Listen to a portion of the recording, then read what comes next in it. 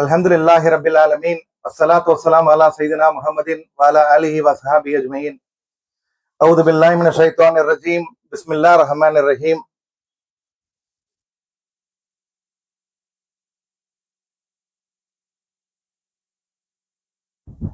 எல்லா புகழும் இந்த உலகை படைத்து பரிபாலித்துக் கொண்டிருக்கின்ற வல்ல அல்லாஹ்வுக்கு உரித்தாகட்டும்.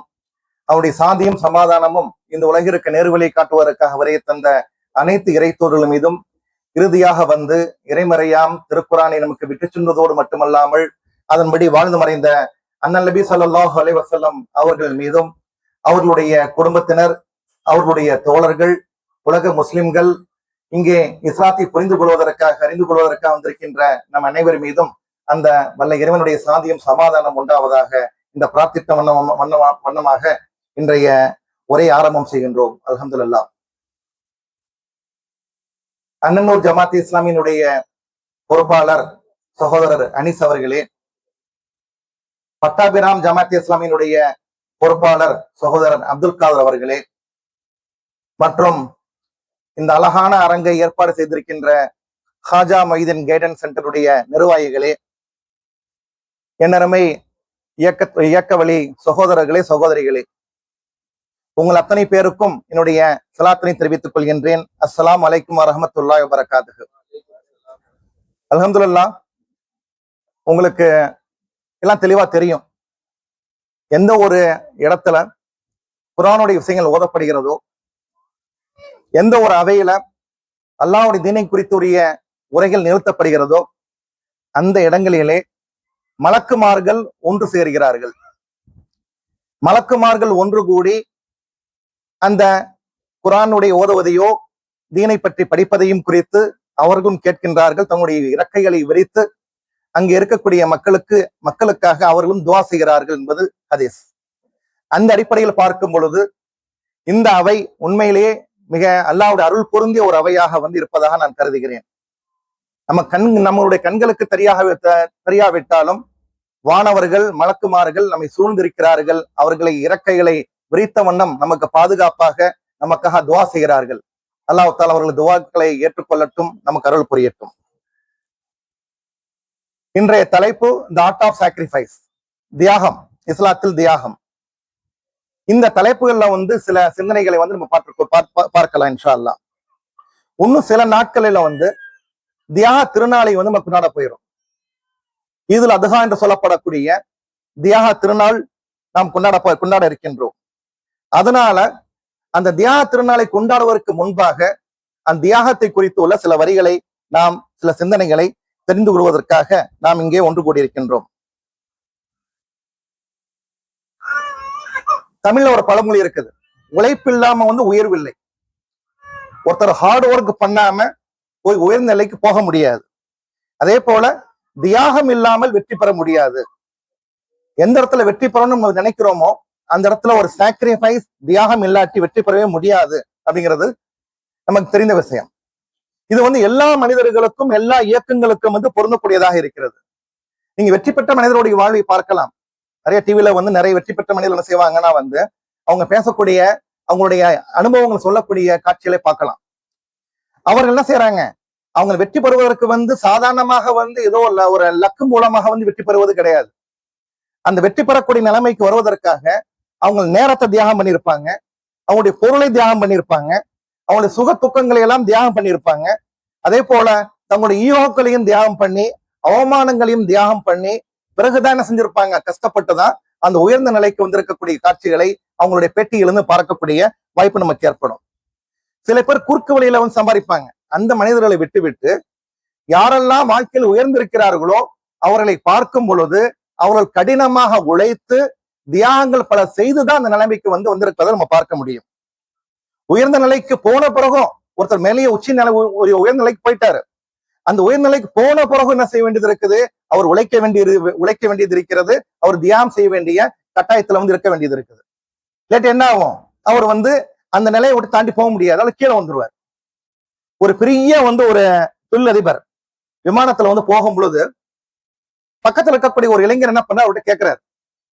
அந்த தொழிலதிபர் வந்து ஒரு ஃபேமஸான தொழிலதிபர். அவரை பார்த்த உடனே அந்த இளைஞர் அவர்கிட்ட பேசுறாரு, நீங்க தான் வந்து பல ஆயிரம் கோடிகளுக்கு வந்து சொந்தக்காரராச்சு, பல நிறுவனங்களுக்கு வந்து நீங்க சொந்தக்காரரா இருக்கீங்க, உரிமையாளரா இருக்கீங்க. நீங்க ஏன் ஒண்ணு சம்பாரிச்சுட்டே இருக்கீங்க, நீங்க ஒண்ணு ஏன் கஷ்டப்படுறீங்க அப்படின்னு சொல்லி கேட்கிறாரு. அப்போ ஒரு உதாரணம் சொல்றாரு அந்த தொழிலதிபர். இப்ப நம்ம விமானத்துல வந்து மேல பறந்து போயிட்டு இருக்கோம். பறந்து போயிட்டு இருக்கும் பொழுது திடீர்னு வந்து இன்ஜின் ஆஃப் ஆயிருச்சுன்னு வைங்களேன், என்ன ஆகும்? அந்த விமானம் கீழே விழுந்து விபத்துக்குள்ளாயிரும், எல்லாரும் இறந்து போயிருவாங்க.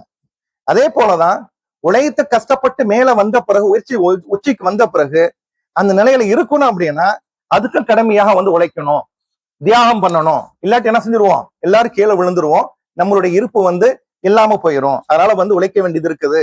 உயர்ந்த நிலைக்கு போன பிறகும் ஒருவருடைய உழைப்பு இல்லாம தியாகம் இல்லாம இருக்க முடியாது அப்படிங்கறத நம்ம புரிஞ்சு கொள்ளலாம். நாம அத்தனை பேரும் இஸ்லாம் இயக்கத்தினுடைய ஊழியர்களாக, தொண்டர்களாக, இஸ்லாம் இயக்கத்தினுடைய அனுதாபிகளாக இருக்கிறோம். ஜமாத் இஸ்லாமி என்று சொல்லப்படக்கூடிய இஸ்லாம் இயக்கத்தினுடைய கொள்கை வழி சகோதரர்களா இருக்கும். எந்த ஒரு கொள்கையா இருக்கட்டும், அது திராவிட கொள்கையா இருக்கட்டும் அல்லது இஸ்லாமிய கொள்கையா இருக்கட்டும், எந்த கொள்கையை பரப்புறதுக்கும், அதுல மக்களை வந்து அணி திரட்டுவதற்கும், அதே போல மக்களை ஒன்று சேர்ப்பதற்கும், அவங்களுக்கு பயிற்சி கொடுப்பதற்கும், ஒரு கூட்டமைப்பை உருவாக்குவதற்கும் என்ன தேவைன்னா உழைப்பு வந்து ரொம்ப ரொம்ப அவசியமா இருக்கு. இன்றைக்கு இந்த நிகழ்ச்சி நடக்குதுன்னு வைங்களேன், அதுக்கு உழைப்பு இருக்கா இல்லையா? உங்களுடைய சகோதரர்கள்ட்ட என்ன பண்ணிருப்பீங்க, மெசேஜ் கன்வே பண்ணிருப்பீங்க, நேரா பார்த்து பேசி இருப்பீங்க, இந்த நிகழ்ச்சிக்கு வாங்கன்னு கூப்பிட்டு இருப்பீங்க. சோ உழைப்பு இல்லாம ஒண்ணுமே செய்ய முடியாது. அதே போல அந்த கட்சியானது, அந்த கொள்கையானது, அந்த இயக்கமானது ஒரு உயர்ந்த நிலைக்கு வருவதற்கு வந்து கடுமையான தியாகங்கள் செய்ய வேண்டிய அவசியம் இருக்குது. தியாகங்கள் எல்லாம் ஒண்ணுமே செய்ய முடியாது. இஸ்லாத்தினுடைய வரலாறு அப்படிதான். இஸ்லாத்தினுடைய வரலாறு இதுல பார்க்கும் பொழுது இஸ்லாம் அடைந்த வெற்றி இருக்கு பாத்தீங்களா, அதுக்கும் வந்து கடுமையான உழைப்பு இருந்திருக்குது, அதே போல வந்து தியாகம் இருந்திருக்குது. தியாகத்தினால் சொல்லும் பொழுது மறக்க முடியாத ஒரு மனிதர் யாரு? இப்ராஹிம் அலைஹிஸ்ஸலாம்.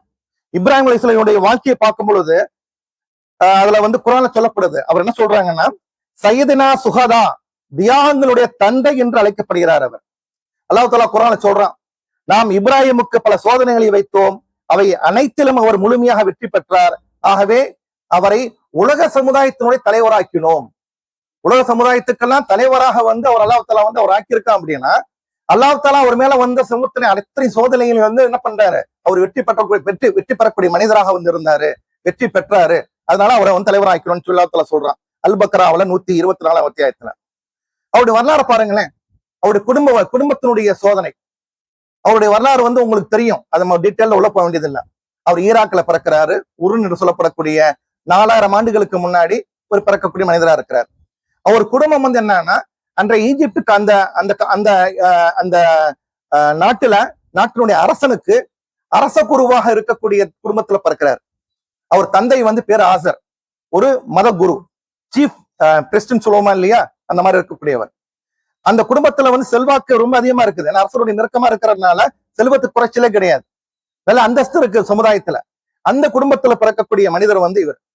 ஆனா என்ன பண்றாரு, இவர் வந்து பகுத்தறிவு கொண்டு புரிந்து கொண்டு அல்லாஹ்வை புரிந்து கொண்ட பிறகு என்ன செய்யறாருன்னா வந்து தந்தைக்கு எதிராக வந்து அவருக்கு சோதனை ஏற்படுது. முதலாவது இவர் தந்தைகிட்ட சொல்றாரு, நீங்க நம்மளே உருவாக்குன ஒரு சிலைய நம்ம வணங்குறது வந்து எப்படி சரியா இருக்கும், படைப்புகளை வணங்கக்கூடாது, படைத்தவனை தான் வணங்கணும், அல்லாஹ்வை மட்டுமே வணங்கணும் அப்படிங்கிற அந்த ஏகத்துவ பிரச்சாரத்தை இவங்க சொல்லும் பொழுது அவருக்கும் அவருடைய தந்தைக்கும் இடையே வந்து என்ன வருதுன்னா சோதனை வந்து பிரச்சனை வருது. தந்தை என்ன சொல்றாரு, நான் உன்னை கல்லால் எறிந்து கொள்ளுவேன்னு சொல்றாரு. ஆசையான பிரியமான மகனை வந்து சொல்ல முடியுமா, அந்த அளவுக்கு சொல்றாரு. அதனால என்ன செய்யறாரு, நான் உங்களுக்காக என்னுடைய இறைவனிடத்துல நான் வந்து பிரார்த்தனை செய்வேன்னு சொல்லிட்டு என்ன பண்றாருன்னா வீட்டை விட்டு வெளியே வர்றாரு. இப்போ குடும்பத்தில் ஏற்பட்ட சோதனை அவருக்கு. இரண்டாவது, அதனால வந்து ஆட்சி புரியக்கூடிய அந்த மன்னன் இருக்கான் அல்லவா, ஃபிரௌன் சொல்லப்படக்கூடிய, நம்ரூத் என்று சொல்லப்படக்கூடிய மன்னன், அந்த மன்னன் இடத்துல வந்து என்ன ஆகுதுன்னா அவருக்கு பிரச்சனை வருது, சண்டை வருது அங்க. மூணாவது வந்து என்ன பண்றாரு, அவரு அந்த நாட்டுல மக்கள் மத்தியில வந்து ஏகத்துவ பிரச்சாரத்தை சொல்வதற்காக செஞ்ச ஒரு செயல் காரணமாக அந்த ஊர்ல வந்து ஒரு கோயில் இருக்குது, அந்த கோயில்ல வந்து நிறைய சிலைகள் இருக்குது. அந்த சிலைகள் என்ன பண்றாரு, அந்த மக்கள்லாம் ஒரு திருவிழாவுக்கு போயிருந்தப்ப அந்த கோயிலுக்குள்ள போய் என்ன பண்றாருன்னா எல்லா சிலைகளையும் வந்து உடைச்சிடுறாரு. உடைச்சிட்டு ஒரே ஒரு பெரிய சிலையினுடைய கையில வந்து என்ன பண்ணிடுறாரு, கோடாலியை வச்சுட்டு வந்துடுறாரு. திருப்பி மக்கள் வந்து பாக்குறாங்க. பார்த்த உடனே அவர்களுக்கு ரொம்ப வந்து கோபம் வருது, யார் எங்களுடைய தெய்வங்களை வந்து உடைச்சதுன்னு சொல்லி பாக்குறாங்க. அப்ப வந்து சொல்லப்படுது, இந்த மாதிரி இப்ராஹிம் ஒரு இளைஞர் இருக்காரு, அவர் தான் வந்து சிலைகளை குறித்து பேசிட்டு இருந்தாரு, இதை வணங்காதீங்கன்னு சொல்லிட்டு இருந்தாரு, ஒரு சமயம் அவர் தான் உடைச்சிருக்க கூடும் அப்படின்னு சொல்லி சொல்றாங்க.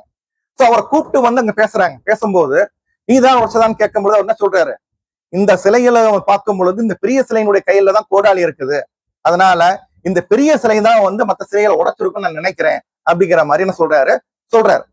அப்பதான் அந்த மக்கள் சிந்திக்கிறாங்க. என்ன சிந்திக்கிறாங்க, சிலைகளால் நடக்க முடியாது, ஒரு இடத்த விட்டு அடுத்த இடத்துல நகர முடியாது, ஒண்ணுமே செய்ய இயலாது.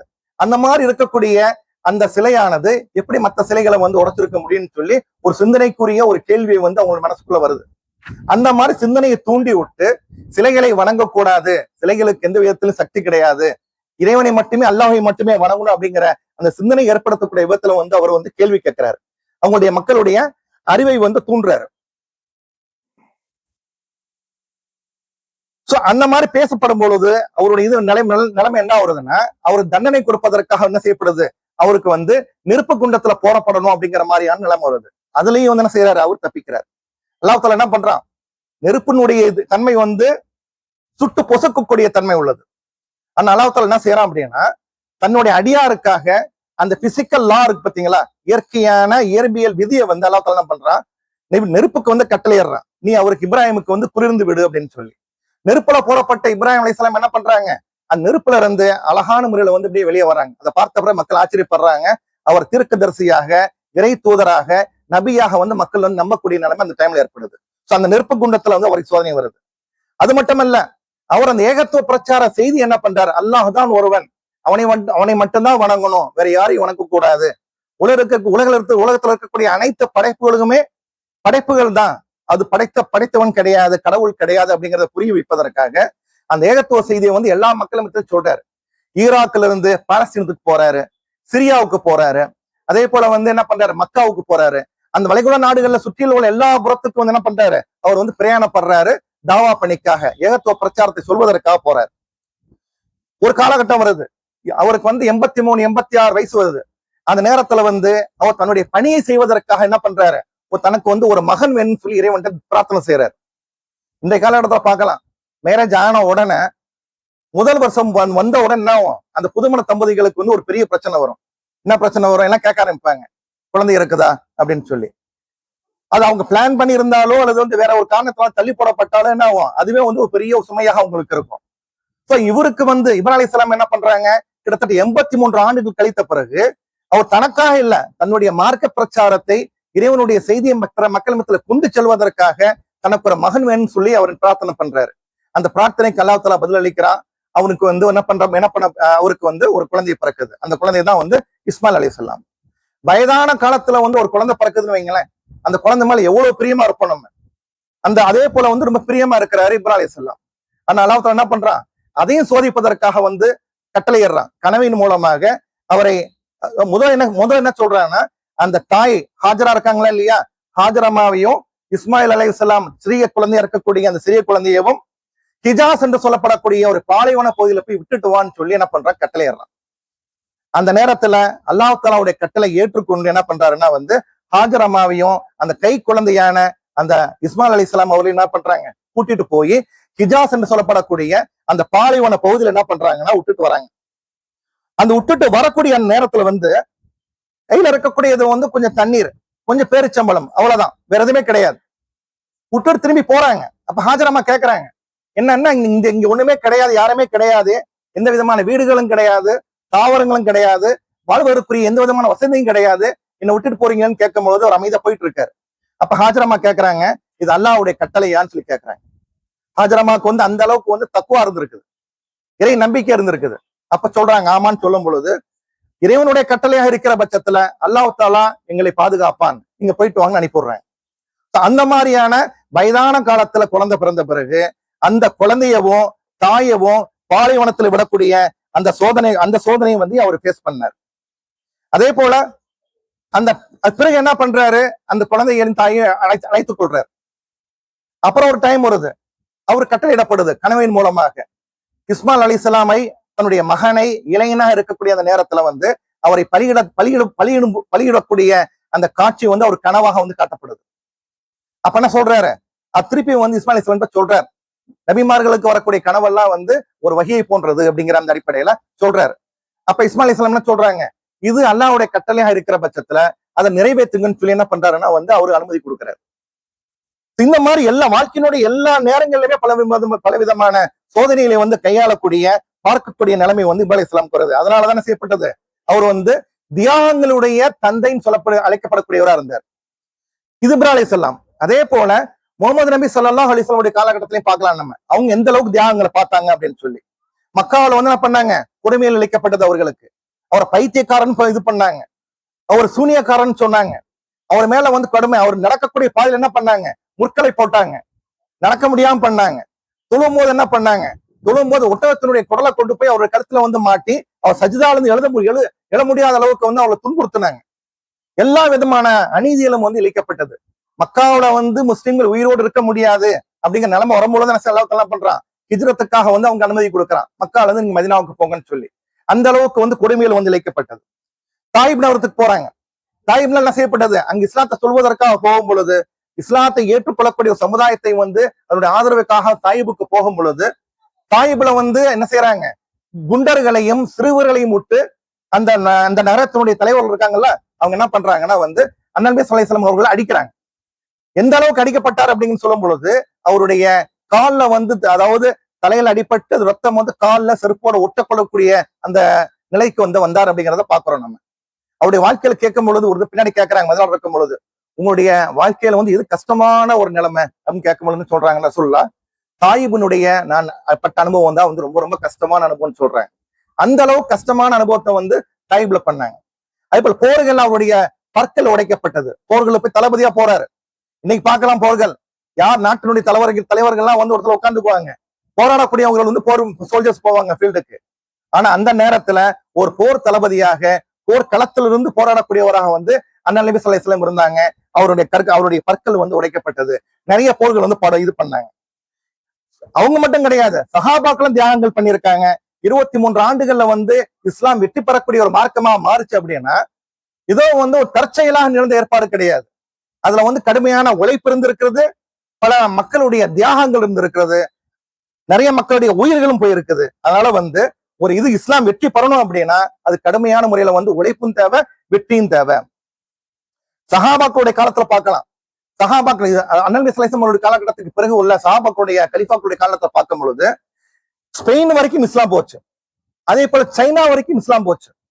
இந்த மாதிரி இஸ்லாம் வந்து மக்கள் மத்தியில போய் கொண்டு சேருவதற்காக வந்து அவங்க எந்த அளவுக்கு தியாகம் பண்ணாங்க அப்படிங்கிறது வந்து நம்ம பார்க்க முடியும். பெரிய பெரிய வல்லரசுகளை வந்து பேஸ் பண்ணாங்க. பாரசீக வல்லரசுகள், ரோமாபுரி வல்லரசுகள், இதெல்லாம் வந்து சிறிய படைகளை கொண்டு என்ன பண்ணாங்கன்னா வந்து போரிட்டாங்க அப்படிங்கிறத பார்க்கலாம். வெற்றி பெறுவதற்கு நாமும் தொடர்ச்சியாக உழைக்க வேண்டும், நாமும் தியாகங்கள் செய்ய வேண்டும் அப்படிங்கறத வந்து நம்ம புரிந்து கொள்ளலாம். ஹஜ்ஜத்துல் விதா சொல்றாங்க, ஹஜ்ஜத்துல் விதாக்காக இன்னைக்கு இங்க மக்கள் ஹஜ்ஜுக்கு போயிருக்காங்களா இல்லையா, அரஃபா அந்த தினத்துல அன்னைக்கு வந்து உரையாற்றுறாங்க.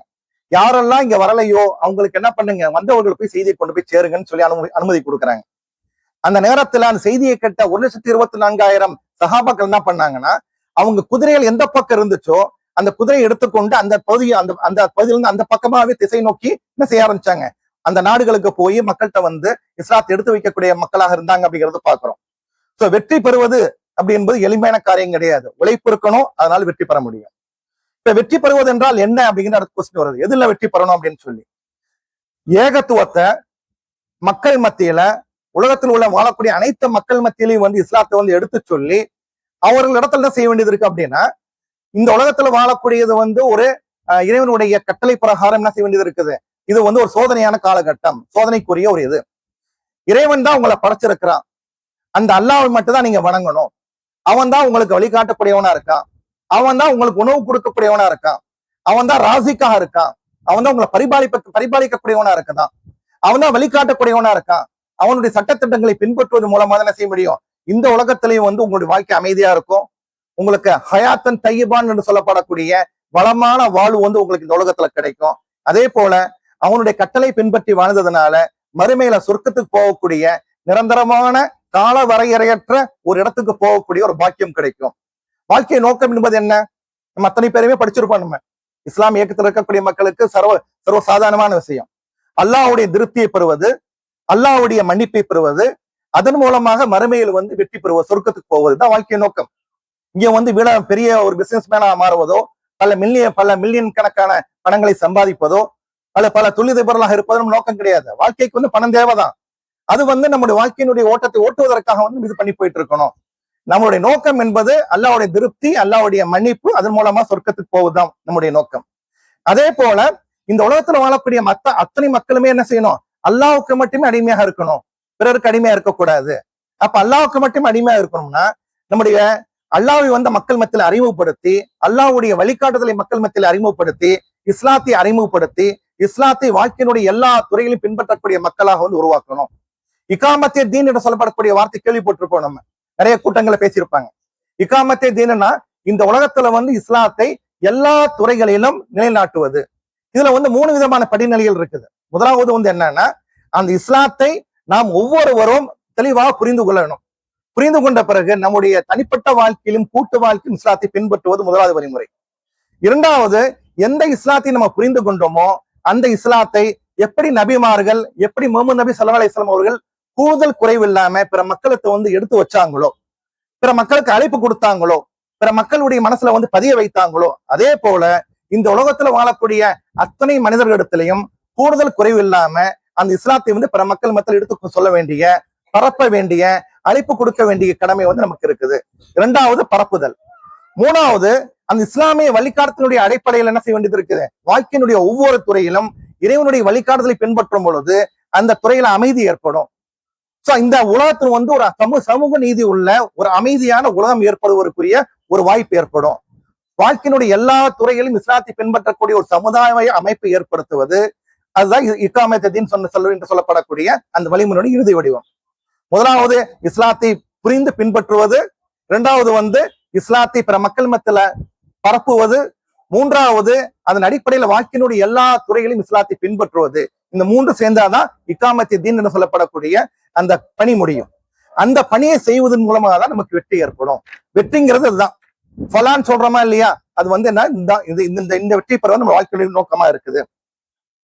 குர்ஆன்ல பார்க்கலாம், பல்வேறு இடங்களை பார்க்கலாம். ஜிஹாத்தும் ஷஹாதத்தும் எப்போதுமே வந்து என்ன செய்யப்படுதுன்னா வந்து சேர்ந்தே காணப்படும். ரெண்டுமே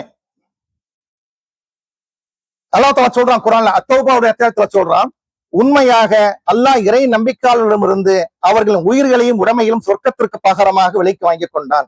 அல்லாஹ் தஆலா சொல்லக்கூடியது என்ன சொல்றான்னா, இறை நம்பிக்கையாளர் நம்ம தான் இறை நம்பிக்கையாளர்கள். நம்மளை பார்த்து அல்லாஹ் தஆலா சொல்றான், உங்களுடைய உயிர்களையும் உடைமைகளையும் சொர்க்கத்திற்கு பகரமா நம்ம விலைக்கு வாங்கி கொண்டோம்னு சொல்றான். நம்ம உயிர் உடைமை யார் கொடுத்தது? முதல் அல்லாஹ் நம்ம கொடுத்திருக்கான், அப்படிதானே? நமக்கு உயிர் கொடுத்தது அல்லாதான். நம்மள்ட்ட இருக்கக்கூடிய சொத்துக்களா இருக்கட்டும், அல்லது பொருள்களா இருக்கட்டும், செல்வமா இருக்கட்டும், குழந்தைகளா இருக்கட்டும், எல்லாம் யார் கொடுத்தது? அல்லாஹ் கொடுத்ததுதான். அல்லாஹ் நம்மகிட்ட அமானிதமா கொடுத்திருக்கிறான். ஆனா அல்லாஹ் என்ன சொல்றான்னா, அவன் நம்மள்ட்ட கொடுத்த அந்த பொருளையும் அந்த உயிரையும் திருப்பி வந்து என்ன பண்ண, அவன் வாங்கி விலைக்கு வாங்கி கொண்டு அதற்கு பதிலாக, அதற்கு பரிசாக சூனத்தை தருவதாக வந்து அல்லாஹ் தஆலா வந்து இங்க வாக்குறுதி கொடுக்கிறான். அப்ப பொருள் என்னன்னா, நம்ம என்ன புரிந்து கொள்ளணும்னா, நம்மள்ட்ட இருக்கக்கூடிய ஆற்றல்கள், திறமைகள், நம்மள்ட்ட இருக்கக்கூடிய அனைத்து விதமான செல்வங்களுமே அல்லாஹ்வுக்கு சொந்தமானதுதான் அப்படிங்கிறத புரிஞ்சு கொள்ளணும். ஆனா அல்லாஹ் தஆலாவுடைய பெரிய கருணை என்னன்னா, அவன் நம்ம கொடுத்ததே திருப்பி வந்து சில விலை கொடுத்து வாங்கி அதற்கு பகரமா சொர்க்கம் கொடுக்குறான் அப்படின்னு. அப்ப நமக்கு சொர்க்கம் வேணும்.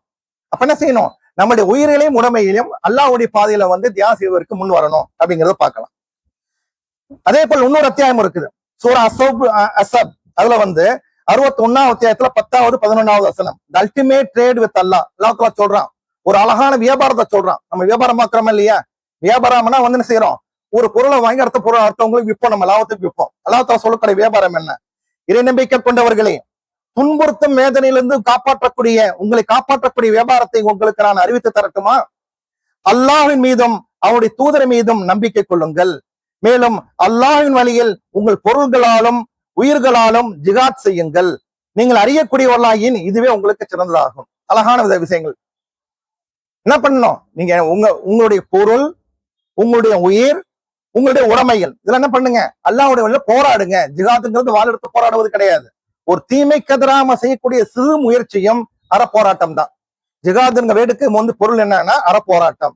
சின்ன ஒரு தீமைக்கு எதிராக நம்ம எடுக்கக்கூடிய எந்த ஒரு முயற்சியா இருக்கட்டும், அது வந்து அறப்போராட்டத்துல வந்து அடங்கும். நம்மளுடைய நம்பிக்கை இருக்கும், நம்பிக்கைக்கு அடுத்தபடியா வர வேண்டியது செயல் தான். இந்த செயல்ல வரும் பொழுது தியானம் என்பது மிக மிக அவசியமா இருக்கிறது.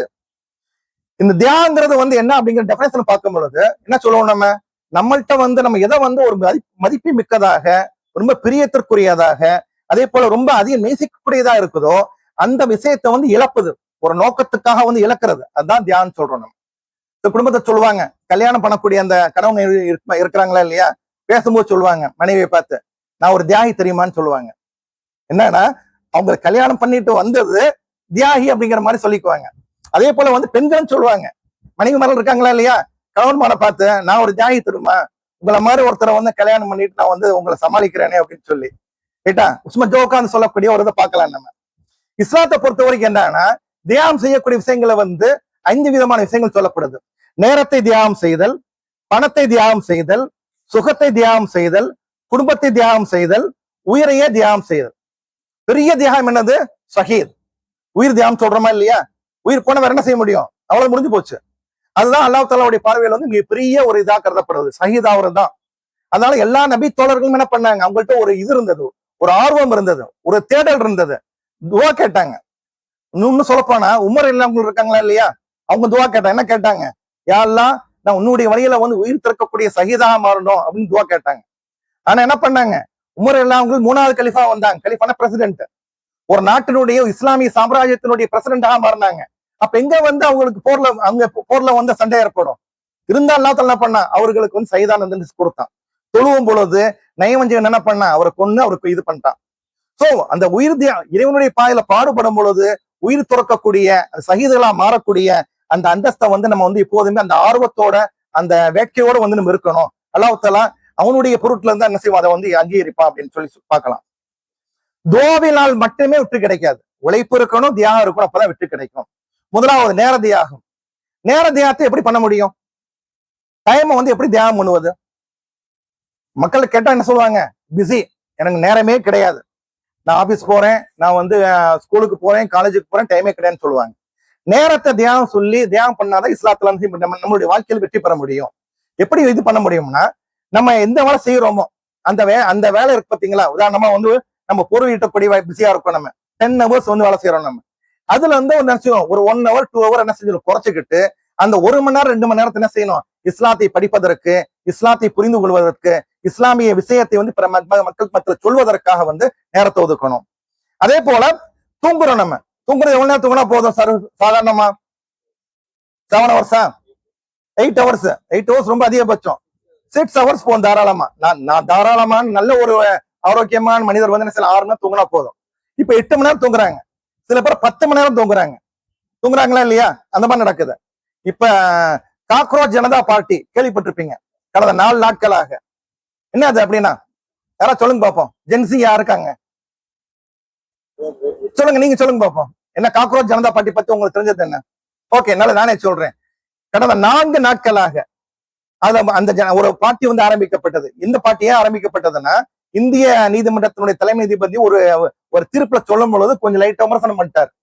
இன்றைய காலகட்டத்தில் இருக்கக்கூடிய இளைஞர்களை சோம்பேறிகளாக, கரப்பான் பூச்சிகளாக இருக்கிறாங்கன்னு சொல்லி லைட்டா விமர்சனம் பண்ணிட்டார். அந்த விமர்சனம் பண்ண உடனே இந்திய நாட்டில் இருக்கக்கூடிய இளைஞர்கள், வேலை இல்லாம இருக்கக்கூடிய, ரொம்ப விரக்தியில் இருக்கக்கூடிய இளைஞர்களுக்கு வந்து ரோசம் வந்துருச்சு. என்ன பண்ணிட்டாங்க, ஒரு பார்ட்டி ஆரம்பிச்சுட்டாங்க, கரப்பான் பூச்சி ஜனதா பார்ட்டி, காக்ரோச் ஜனதா பார்ட்டின்னு சொல்லி ஒரு மீம் தான் போட்டாங்க, ஒரு பாடலை போட்டாங்க, அதை பத்தி விமர்சனம் வந்தது. கிட்டத்தட்ட வந்து 2 கோடிக்கு மேற்பட்ட மக்கள் வந்து அதுல சேர்ந்துட்டாங்க.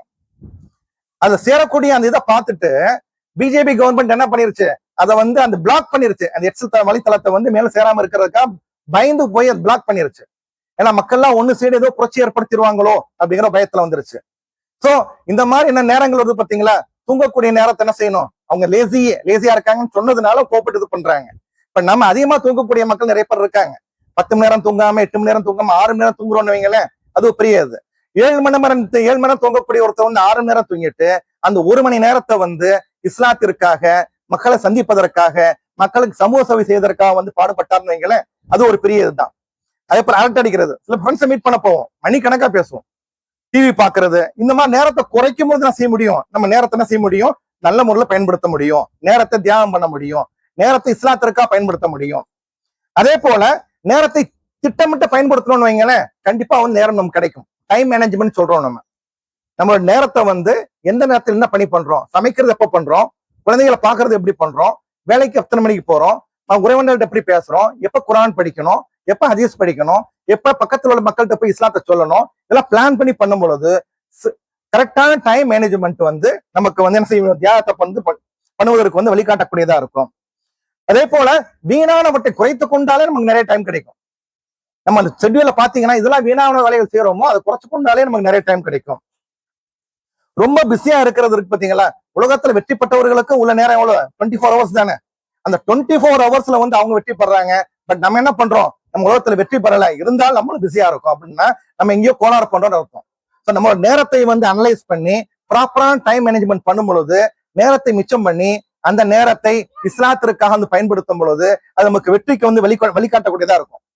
அண்ணல் நபி ஸல்லல்லாஹு அலைஹி வஸல்லம் சொல்றாங்க, 5 விஷயங்களை 5 விஷயங்களுக்கு முன்பாக என்ன செய்யணும், கருத்துல கொள்ளணும், பயன்படுத்தணும்னு சொல்லி சொல்றாங்க. அதுல ஒரு விஷயம் என்னன்னா, வேலை வருவதற்கு முன்புள்ள ஓய்வு அப்படின்னு சொல்றாங்க. வேலை வருவதற்கு, ஒரு வேலை பிஸியா ஆக போறோம், அதுக்கு முன்னாடி கொஞ்சம் ஓய்வு கிடைக்குன்னு வைங்களேன், அந்த ஓய்வு நேரத்தை நம்ம என்ன பண்ணுவோம்னா வந்து வேலையை ஈஸியா விட்டுருவோம் நம்ம. பட் அந்த ஓய்வு நேரத்தை என்ன பண்ணுங்க, நல்ல முறையில் பயன்படுத்துனீங்கன்னா உங்களுக்கு அது பயனுள்ளதா இருக்குன்னு சொல்லி இஸ்லாம் இயக்கத்துல பார்க்கும்போது என்ன பண்றாங்க, நபிமார்களுடைய நேரத்தை பாருங்களேன். நபிமார்களுடைய நேரங்களா இருக்கட்டும், சஹாபாக்களுடைய நேரங்களா இருக்கட்டும், எல்லாம் அற்புதமான முறையில வந்து என்ன பண்றாங்க, அவங்க வந்து இஸ்லாத்திற்காக நேரத்தை தியாகம் பண்ணியிருக்காங்க. அதே போல ஜமாத்தே இஸ்லாமியினுடைய ஒரு சில உதாரணங்கள் எடுத்துக்கொள்ளலாம். எல்லாம் அந்த காலத்துல நபிமார்கள் தான் பண்ணாங்கன்னு கிடையாது. நம்மளுடைய இதுல வந்து ஜமாத்தே இஸ்லாமியினுடைய அகில இந்திய செயலாளராக ஒருத்தர் இருந்தாங்க, தமிழ்நாட்டை சார்ந்தவர், ஏஜாத் அஹமத் அஸ்லம் சாப்னு சொல்லி. அவர் மேல் விசாரத்துல உள்ள காலேஜ்ல வந்து ஒரு இங்கிலீஷ் ப்ரொஃபஸரா இருந்தார். அவர் நல்ல முறை, அழகான முறையில் பேசக்கூடியவர், இங்கிலீஷ்ல பேசக்கூடியவர். அவர் ஜமாத் என்ன பண்ணுச்சு, நீங்க முழு நேரமா இஸ்லாமிய பணி செய்வதற்காக சென்னைக்கு வந்துருங்கன்னு கூப்பிட்டுச்சு. என்ன பண்ணாரு, அவர் நல்ல வேலை, எம்ஏ படிச்சிருக்காரு, ஆங்கில ப்ரொஃபஸரு. அவர் ப்ரொஃபஸருடைய பேராசிரியருடைய வேலையை கண்டினியூ பண்ணா அந்த கல்லூரியுடைய பிரின்சிபாலா வந்திருக்க முடியும் கண்டிப்பா. ஆனா என்ன பண்ணாரு, இஸ்லாமிய பணி செய்வதற்காக அந்த வேலையை ராஜினாமா பண்ணிட்டு என்ன பண்ணாரு, சென்னைக்கு வந்தாரு. சென்னையில பணி புரிஞ்சாரு. தமிழக மக்களுடைய எல்லா கிராமங்களுக்கும் போய் இஸ்லாத்தை வந்து அறிமுகப்படுத்தினாரு. அப்புறம் டெல்லிக்கு போனாரு. டெல்லியில போய் என்ன பண்ணாரு, மற்ற நாடுகளுக்கு வந்து ஜமாத்தின் பிரதிநிதியாக போய் பேசக்கூடிய ஒரு பொறுப்பு அவருக்கு கொடுக்கப்பட்டது.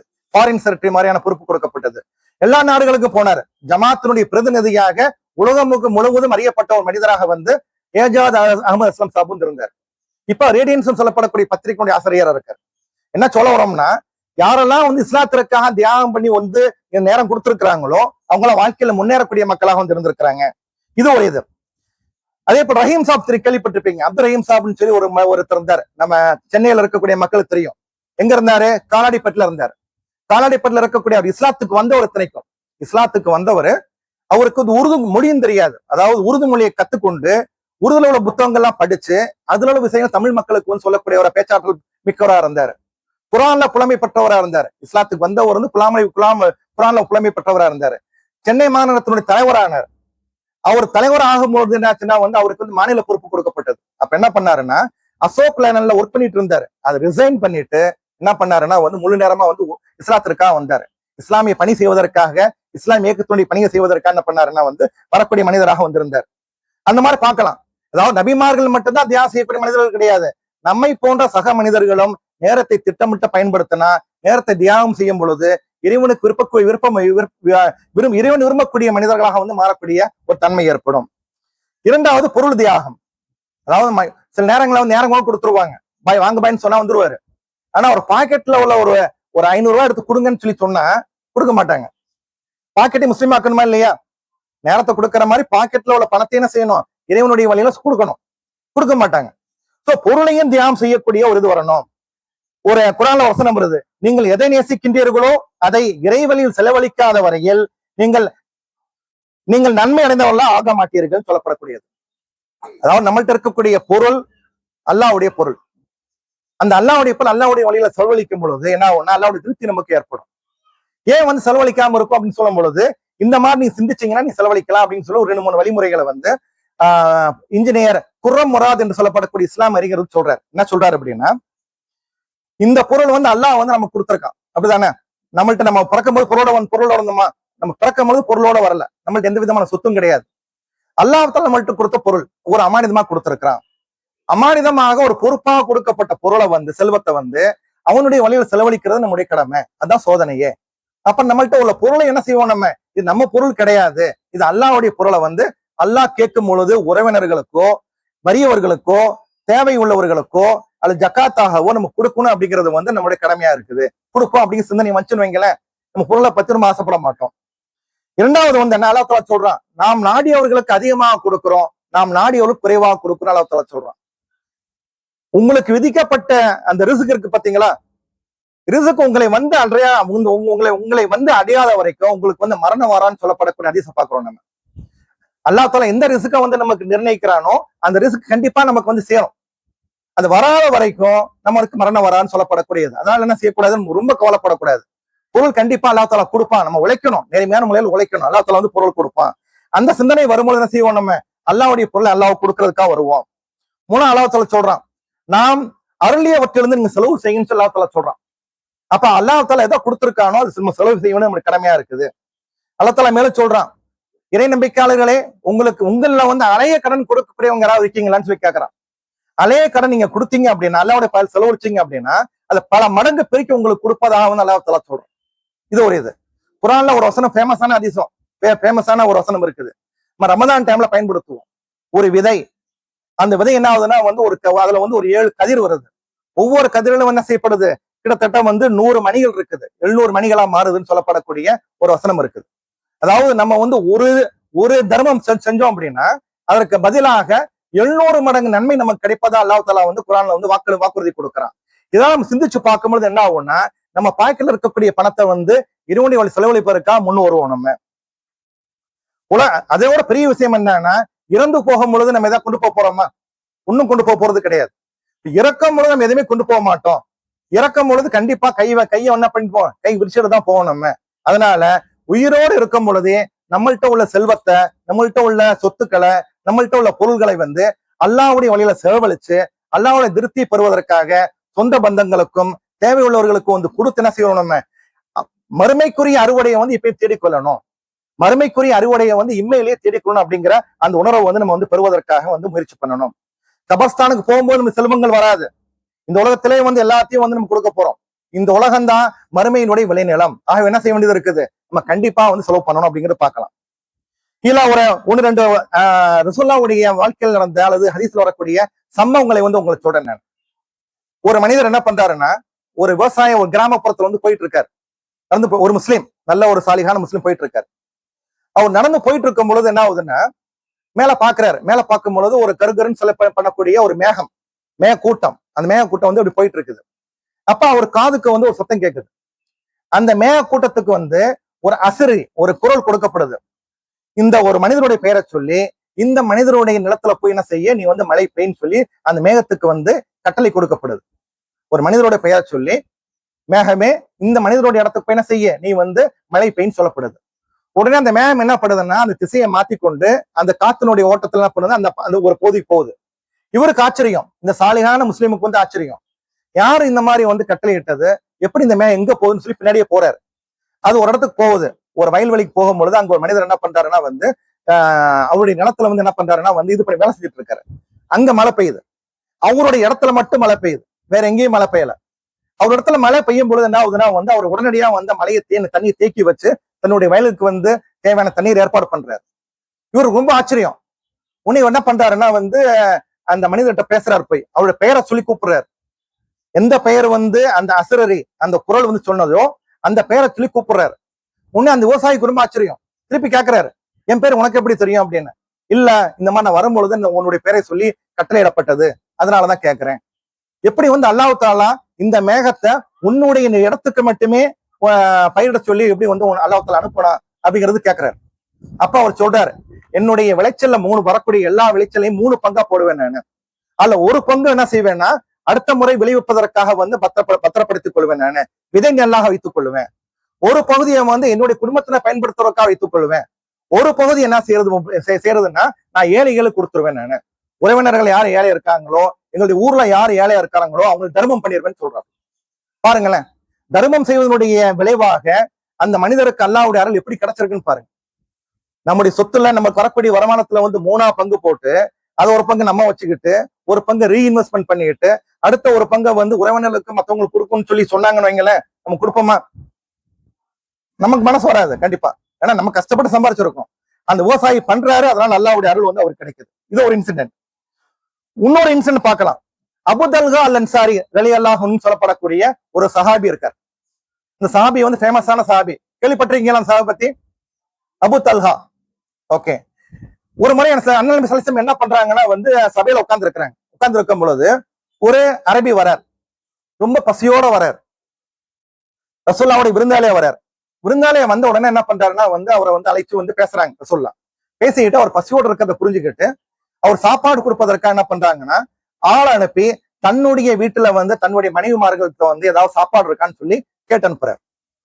போய் கேட்கறாங்க, மனைவிமார்களுடைய வீட்டுல போய் கேட்கறாங்க, அவங்க வீட்டுல கேட்கறாங்க. அவங்க என்ன பதில் வருதுன்னா, தண்ணீரை தவிர வேற எந்த விதமான சாப்பாடும் கிடையாதுன்னு சொல்லி நபிகள் நாயகம் ஸல்லல்லாஹு அலைஹி வஸல்லம் உடைய வீட்டுல இருந்து பதில் வருது. எங்க?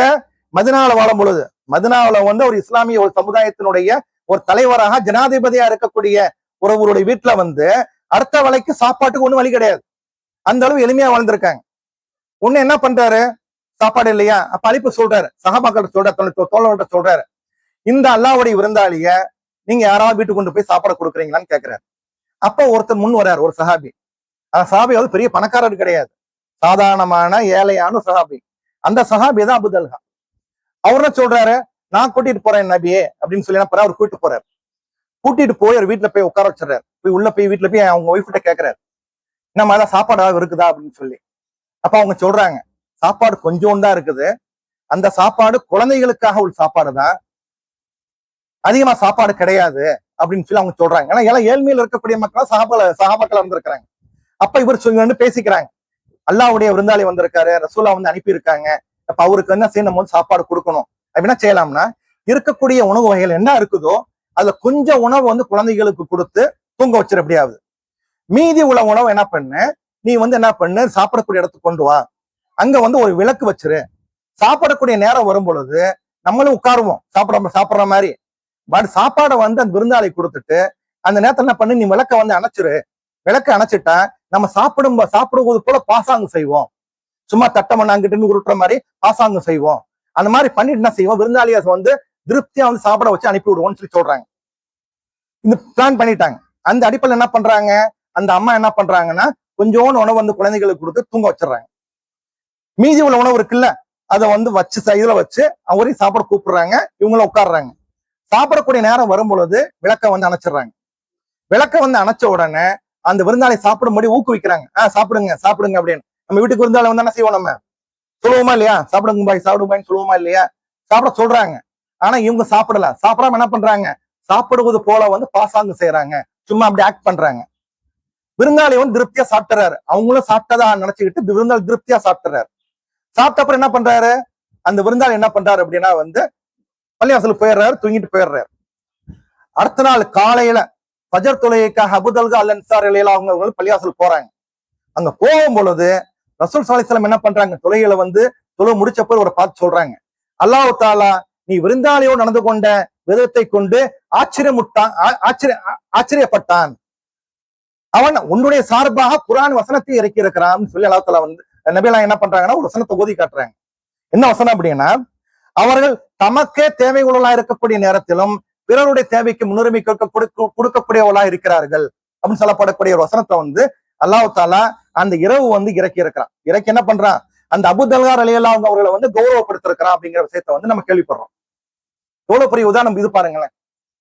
தனக்கே சாப்பாடு இல்லை, இப்போதான் நம்மளுடைய ஃபேக்டரியில் எடுத்துக்கங்களேன், நம்ம நைட்டு வந்து நம்ம போறோம், வீட்டுக்கு போறோம், திடீர்னு 2 பேர் கெஸ்ட் வந்துடுறாங்க, வீட்டுக்கு கூட்டு போனா வீட்டுல சாப்பாடு கொடுப்பாங்களா? சில வீட்டுல என்ன செய்வாங்கன்னா, உங்களுக்கு சாப்பாடு போறதே பெரிய விஷயம், நீங்க 2 பேர் கூட்டு வந்திருக்கீங்கன்னு சொல்றதுக்கான வாய்ப்பு இருக்குது. அல்லது வந்து ஒரு ஆள் சாப்பாடு தான் இருக்குது, அந்த சாப்பாடு வேணா அவருக்கு கொடுத்துடலாம், நீங்க பட்னியா இருக்குன்னு சொல்லுவாங்க. இதான் சில நேரங்கள் இதான் ஆகும். அதாவது எதிர்பாராத விருந்தாளிகள் வரும்பொழுது எல்லார் வீட்லயும் அப்படிதான், அது ஆண்களா இருக்கட்டும் பெண்களா இருக்கட்டும் எல்லார் வீட்லயும் அப்படிதான் வரும்.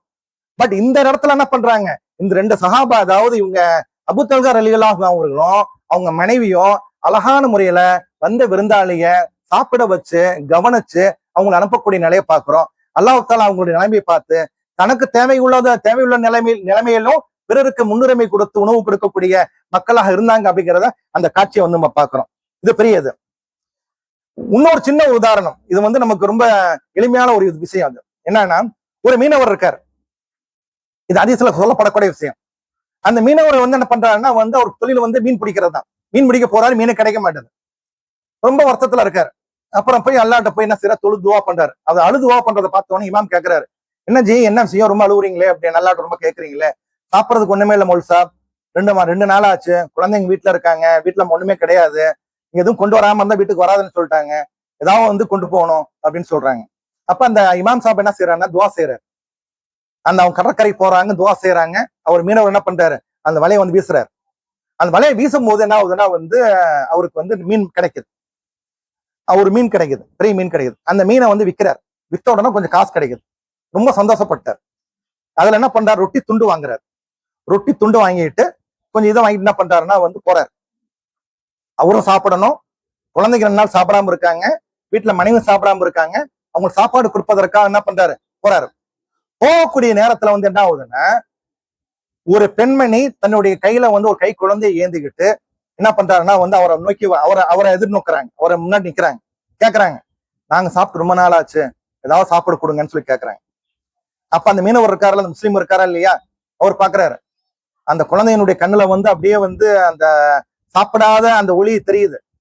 அந்த பெண்மணியினுடைய இதுலயும் வந்து வத்தி போய் ரொம்ப ஒல்லியா ரொம்ப வறுமையில் இருக்கக்கூடிய காட்சி தெரியுது. பசியோடு இருக்கக்கூடிய முகத்தோற்றம் தெரியுது. அவர் மனசுல வந்து இரக்கம் பிறக்குது. எல்லாம் நமக்காக வந்து சாப்பாடு கொடுத்தான், இவங்க நம்மளை விட ரொம்ப அதிகமா சாப்பிடாம இருந்திருப்பாங்க போல தெரியுது, நம்மள்ட்ட உள்ள ரொட்டியை வந்து அவங்களுக்கு கொடுத்துருவோம், அவங்க சாப்பிடட்டும்னு சொல்லி என்ன பண்றாருன்னா, தன்னுடைய குழந்தைகளுக்காக, தன்னுடைய குடும்பத்தினருக்காக, தனக்காக வந்து சாப்பிடக்கூடிய ரொட்டி துண்டு என்ன பண்றாருன்னா அந்த அம்மாவை கொடுத்துட்றாரு. இந்த அம்மா கொடுத்தப்ப என்ன பண்றாங்கன்னா, அந்த அம்மா வாங்கிட்டு என்ன பண்றாங்கன்னா, அவங்க கண்ணுல இருந்து ஒரு சொட்டு தண்ணீர் வந்து கீழே வருது. அதாவது வந்து அந்த அல்லாவுக்காக, அல்லாவுடைய திருப்தியை பெறுவதற்காக வந்து இந்த சகோதரர் வந்து கொடுத்த அந்த தர்மம் இருக்கு பாத்தீங்களா, அதனால வந்து அவருக்கு அவங்களுடைய கண்ணுல இருந்து தண்ணீர் விழுவுது. அது வாங்கிட்டு போயிடுறாங்க. அல்லாஹ் தஆலா உங்களுக்கு நல்லபடியா இது பண்ணு சொல்லி. இது மீனவர் என்ன பண்றாரு, திருப்பி வீட்டுக்கு போறாரு. வீட்டுல போய் சொல்றாரு, அல்லாஹ் தஆலா நாளைக்கு நம்ம கொடுப்பா அப்படின்னு சொல்லி போறாரு. இந்த நிலைமை இருக்குது. இவருடைய காட்சி வந்து மறுமையில் எப்படி இருக்குன்னு சொல்லி காட்டப்படுது. இவருடைய நீதிமன்ற நாள்ல வந்து இந்த மீனவருடைய அந்த மீனவ முஸ்லிமுடைய இடைத்தட்டு வந்து மீசான் தட்டு எடை போடப்படுது. அந்த நேரத்துல இவருடைய தீமைகள் இருக்கு பாத்தீங்களா, அதிகமா இருக்குது. அப்ப கேட்கப்படுது, இவர் நன்மையில செஞ்சிருக்கிறாங்களா, என்ன கொண்டு வாங்கன்னு சொல்லப்படுது. அப்ப என்ன சொல்லப்படுது, இவர் நன்மையில் செஞ்சிருக்கிறாரு, ஒரு ஏழ்மையான தாய்க்கு, ஒரு குழந்தைக்கு என்ன பண்ணிடுறாரு, ரொட்டி துண்டை கொடுத்திருக்கிறாருன்னு சொல்லி சொல்றாங்க. அப்ப அதுக்குரிய அந்த இதையும் வந்து போடப்படுது திராசுல. போட்ட உடனே 2 திராசுடைய தட்டும் சமமா நிக்குது, நேருக்கு நேர் நிக்குது. அல்லாஹ்வுடைய விதி என்ன, நன்மையின் பக்கம் இடைத்தட்டு அதிகமாகும் பொழுது ஒரு சொர்க்கத்துக்கு போக கூட வாய்ப்பு கொடுப்பான். நேருக்கு நேர் நிக்குது. என்ன நேருக்கு நேர் நிக்குது, வேற ஏதாவது நன்மை இருக்கா பாருங்களேன் அப்படின்னு சொல்லி சொல்லப்படுது. அப்ப அந்த நேரத்துல வந்து என்ன ஆகுதுன்னா, ஒரு அந்த தாயினுடைய கண்ணீர் சொட்டு இருக்கு பாத்தீங்களா, அந்த தாயினுடைய கண்ணீர் சொட்டையும் வந்து நன்மையாக்குறது, அது வந்து நன்மையான தட்டுல போடப்படுது.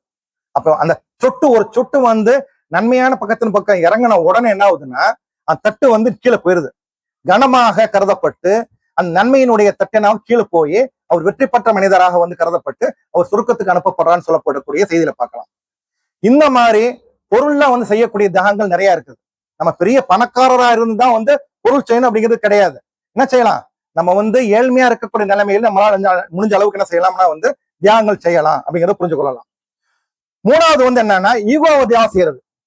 ஈகோ தியாகம் செய்யறதுனா என்ன செய்யறது, நம்மள்ட்ட உள்ள உணர்வுகள், மனப்பான்மைகள், நம்முடைய விருப்பங்களை வந்து அல்லாஹ்வுடைய திருப்திக்காக வந்து தியாகம் செய்யக்கூடிய தன்மையை பார்க்கலாம். அந்த மாதிரி செய்யக்கூடிய ஒரு இது வரணும்.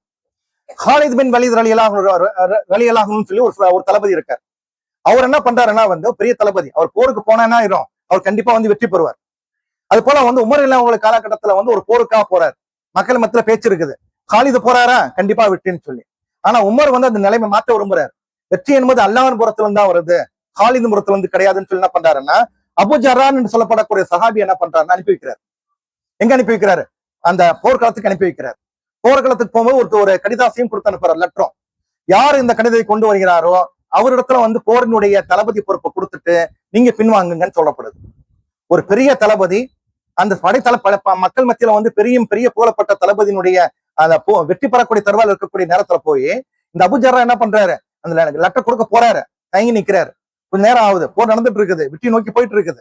அப்புறம் லெட்டர் போய் கொடுக்குறாரு.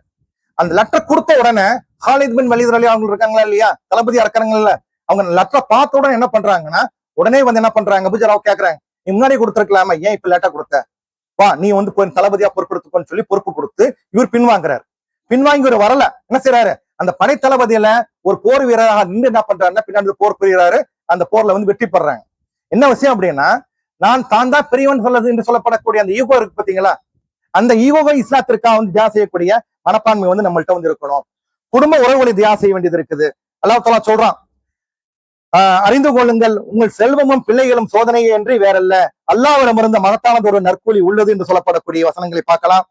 அதே போல அத்தோபாவுல வந்து ஒரு வசனம் வருது, இறை நம்பிக்கை கொண்டவர்களே, உங்கள் தந்தையர், உங்கள் சகோதரர்கள், உங்கள் மனைவியர், உங்கள் உறவினர்கள், உங்கள் பிள்ளைகள், நீங்கள் சம்பாதித்த செல்வங்கள் மற்றும் தேக்க நிலை ஏற்பட்டு விடுமோ என்று நீங்கள் அஞ்சுகின்ற உங்களுடைய வணிகம் மற்றும் உங்களுக்கு விருப்பமான இல்லங்கள் ஆகியவை அல்லாஹுவையும் அல்லாஹுடைய தூதரையும் அல்லாஹுடைய வழியில் போராடுவதையும் விட உங்களுக்கு நேசமானவையாக இருந்தால் அல்லாஹ் தன்னுடைய தீர்ப்பினை உங்களிடம் செயல்படுத்தும் முறை நீங்கள் எதிர்பார்த்திருங்கள்.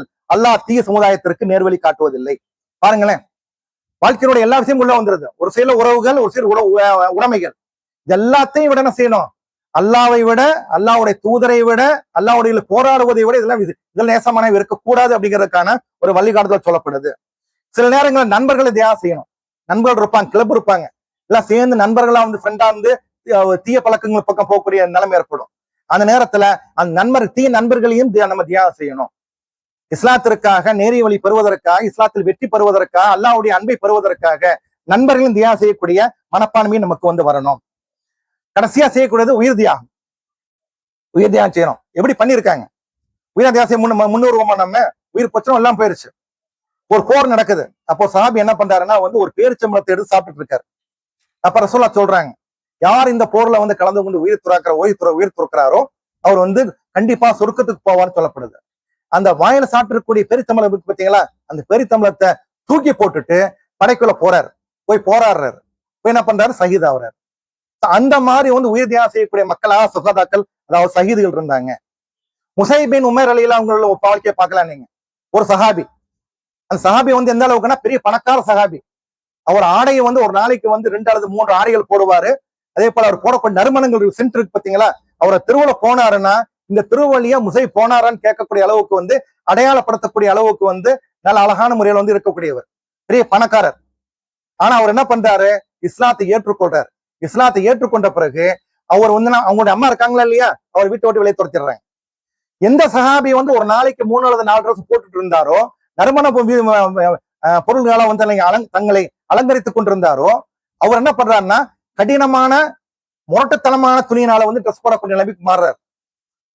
அவரெல்லாம் என்ன பண்றாங்க? அவருக்கு ஒரு திறமையில பாக்குறாங்க. அவங்க திறமை என்னன்னா, ஒருத்தட்ட பேசும் பொழுது அழகான மொழி விஷயத்தை சொல்லி கன்வின்ஸ் பண்ணக்கூடிய கெப்பாசிட்டி இருக்கும். ஒரு தகவலை அழகான மொழி மத்தவங்க சொல்லுவார். மதினால வந்து ஒரு கூட்டம் வருது. என்ன சொல்றாங்க? ரசூலுல்லாஹ்வே எங்க மதினாவுல வந்து எங்களுக்கு இஸ்லாம் சொல்வதற்காக அனுப்பிவீங்கன்னு சொல்றாங்க.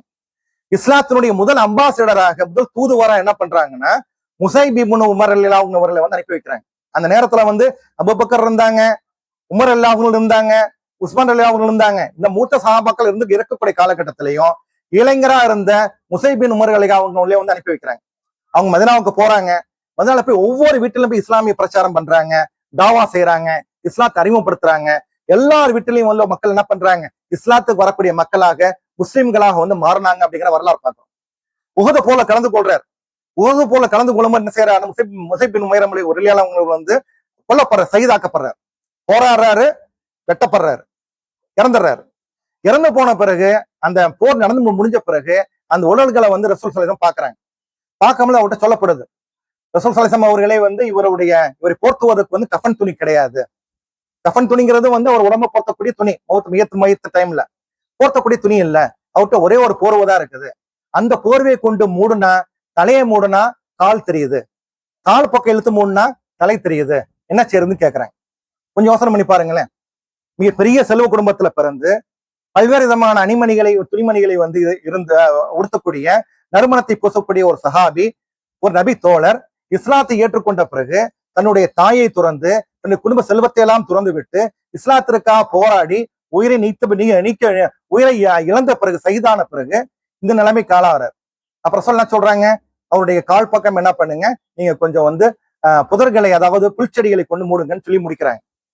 இந்த மாதிரி வரலாறுகளை பார்க்கும் பொழுது இஸ்லாம் வெற்றி பெறுவதற்கு காரணம் வந்து இந்த மாதிரி தியாகங்கள் பண்ணதனுடைய விளைவுதான் வந்து இஸ்லாம் வெற்றி பெறக்கூடிய ஒரு இதுவா இருந்திருக்குது. சோ இந்த மாதிரியான ஒரு தான் வந்து இப்ராஹிம் இஸ்லாமுடைய வாழ்க்கை வரலாறு வருது. அதனுடைய தியாக திருநாளை தான் என்ன செய்யறோம், நம்ம வந்து வரக்கூடிய அடுத்த ஒரு 3-4 நாட்கள் கழித்து நம்ம இது கொண்டாட போறோம். இப்ராஹிம் அலைஹிஸ்ஸலாமுடைய வாழ்க்கையில நம்ம பெறக்கூடிய படிப்பினைகள் வந்து மொத்தம் வந்து கிட்டத்தட்ட வந்து ஒரு 5 படிப்பினைகள். அதை மட்டும் பார்த்துட்டு நம்மளுடைய இந்த உரையை வந்து முடிச்சுக் கொள்வோம். முக்கியமான படிப்பினைகள். ஏன்னா நம்ம அடுத்த 3 நாள் வந்து தியான திருநாள் கொண்டாடும் போது நமக்கு நினைவு வரும். முதலாவது வந்து என்னன்னா, இப்ராஹிம் அலைஹிஸ்ஸலாம் வந்து ஒரு பகுத்தறிவு தந்தையாக இருந்தாரு, சிந்திக்கக்கூடியவராக சிந்தனைவாதியா இருந்தாரு. அவருடைய வரலாறு நம்ம குரான்ல படிக்கலாம். குரான்ல டீடைல்டா வந்து அவருடைய ஹிஸ்டரி போட்டிருக்குது. என்ன பண்றாரு? அவரு நட்சத்திரத்தை பாக்குறாரு. மின்னக்கூடிய நட்சத்திரம் தன்னோட கடவுளா இருக்குமான்னு நினைக்கிறாரு. நட்சத்திரம் மறைஞ்சு போயிருது. நிலாவை பாக்குறாரு.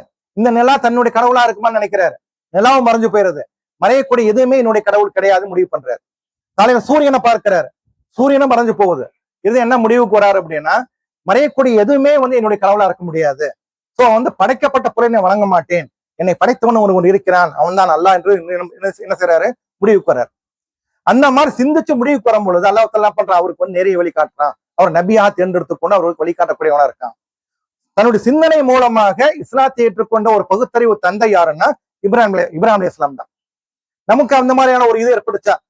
நம்ம ஒரு முஸ்லீம் குடும்பத்துல பிறந்தோம். நம்முடைய அத்தா அம்மா என்ன செய்யறாங்க? முஸ்லீமா இருந்தாங்க. நம்ம முஸ்லீம் குடும்பத்துல பிறந்தோம், முஸ்லீம் ஆயிட்டோம். அல்லாஹ் தஆலா நமக்கு ஒரு பெரிய பேர் கொடுத்திருக்கான். இந்த மாதிரியான அருட்களை கொடுத்திருக்கான். நிறைய பேர் இஸ்லாத்துக்கு வந்த மக்கள் இருக்காங்களா இல்லையா? அவங்களுக்கு கேட்கும் போதுதான் தெரியும் அவங்க எவ்வளவு கஷ்டப்பட்டாங்க, எந்த துன்பங்களுக்காக இருந்தது அவங்கள்ட்ட, எப்படி வந்தாங்க அப்படிங்கிறது தெரியும் நமக்கு. சோ பகுத்தறிவு தந்தையா வந்து என்ன பண்ணாருன்னா, சிந்திச்சு புரிஞ்சு இஸ்லாத்தை ஏற்றுக்கொண்ட மனிதராக வந்து இப்ராஹிம் அலைஹிஸ்ஸலாம் இருந்தாங்க. இப்ப சிந்திக்கக்கூடிய தன்மை வந்து அவர்கிட்ட இருந்தது. குர்ஆன்ல இப்ப இதை பார்க்கலாம். இன்ன ஸலாத்தி வ நுஸ்கி வ மஹ்யாய வ மமாத்தி லில்லாஹி ரப்பில் ஆலமீன். என்ன மீனிங்? என்னுடைய வணக்கம், என்னுடைய தியாகம், என்னுடைய வாழ்வு, என்னுடைய மரணம் அனைத்தும் இறைவனுக்கே உரியதுன்னு சொல்லி என்ன பண்ற உறுதி பிரமாணம் செய்யறாரு. இந்த தியாகம் சொல்லப்படக்கூடியது இருக்குல்ல, முழுக்க முழுக்க என்னுடைய வாழ்க்கையும் உனக்கு தான், என்னுடைய மரணமும் உனக்கு தான், என்னுடைய தியாகங்களும் உனக்கு தான், என்னுடைய வாழ்வு உனக்கு தான் சொல்லப்படக்கூடியதை பார்க்கலாம். மனைச்சியை தியாகம் பண்ணாரு, குடும்ப செல்வத்தை தியாகம் பண்ணாரு, பதவியை தியாகம் பண்ணாரு அப்படிங்கறத பார்க்கலாம். இரண்டாவது இப்ராஹிம் அலைஹிஸ்ஸலாம் வாழ்க்கையில வந்து கிடைக்கக்கூடிய செகண்ட் வந்தானா ஹனீஃப். அவரை வந்து ஹனீஃப்னு சொல்லப்படக்கூடிய ஒரு சிறப்பு பேர் அவருக்கு இருந்துச்சு. ஹனீஃப்னா என்னன்னா ஒரு மனப்படுதல். குதிரை பார்த்திருப்போமா இல்லையா? குதிரை வந்து ரோட்ல போகும்பொழுது குதிரையினுடைய தன்மை என்ன இருக்குது? குதிரையினுடைய தலையில ஒரு இது போட்டிருப்பாங்களா இல்லையா? அது பேர் என்ன?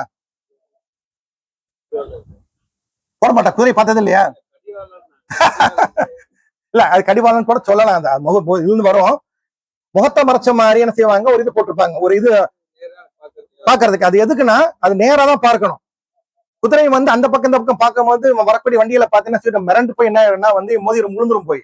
அல்ல ஒரே திசையை நோக்கி போவதற்காக, போக்கஸ்டாக போவதற்காக, தன்னுடைய பிரயாண பாதையை சரியான அமைச்சுக் கொள்வதற்காக என்ன செஞ்சிருப்பாங்கன்னா அந்த இதை போட்டிருப்பாங்க. கடிவாளம் சொல்லிக்கலாம், புரிஞ்சுக்கிறதுக்காக சொல்லலாம். அந்த போடப்படக்கூடியது அதுதான் ஒரு மனப்படுத்துதல் சொல்றது. அதே போல என்ன பண்ணாருன்னா இப்ராஹிம் அலைஹிஸ்ஸலாம் என்ன பண்றாங்கன்னா, அனைத்து கடவுள் இணை வைக்கக்கூடிய அனைத்து கடவுள்களை விட்டு என்ன பண்றாருன்னா ஒரே கடவுளை அல்லாஹ்வை வணங்கக்கூடிய அந்த நிலைமைக்கு என்ன பண்ணாருன்னா வந்துட்டார். சொல்றாரு, நிச்சயமா இறைவன் எனக்கு நேரான வழியை காண்பித்து விட்டான். இது முற்றிலும் நேரான கோணல் இல்லாத வழி. நான் ஒருமனப்படுத்தப்பட்ட வகையிலே நான் என்னுடைய முகத்தை திருப்பிக் கொண்டேன்னு சொல்றாரு. ஹனீஃப் என்று சொல்லப்படக்கூடிய வார்த்தைக்கு 2 பொருள் இருக்குது. என்னன்னா, நம்மளா மனம் வந்து அல்லாஹ்வுக்கு பிடிச்ச விஷயத்த வந்து செய்யறது, நம்மளா மனமும் வந்து அல்லாஹ்வுக்கு பிடிக்காத விஷயத்த வந்து விலகி இருக்கிறது. இதுதான் பிடிச்ச விஷயத்தை செய்யறது, பிடிக்காத விஷயத்த வந்து விலகி இருக்கிறது. இந்த தன்மை இருக்கணும். சொல்றாங்க, நீங்கள் இணை வைக்கக்கூடிய அனைத்தையும் விட்டு நான் விலகி விட்டேன்னு சொல்லி இவங்க வந்து உறுதிமொழி கொடுக்குறாங்க. ஹனீஃப்ங்கிறது வந்து நம்ம வாழ்க்கை எடுக்கக்கூடிய ஒரு முக்கியமான முடிவா இருக்கணும். அந்த ஹனீஃப்ங்கிற தன்மை வந்து இப்ராஹிம் அலைஹிஸ்ஸலாம் இருந்ததுனாலதான் என்ன செய்ய முடிஞ்சது, ஒரு வாழ்க்கை இந்த மாதிரி அமைஞ்சது.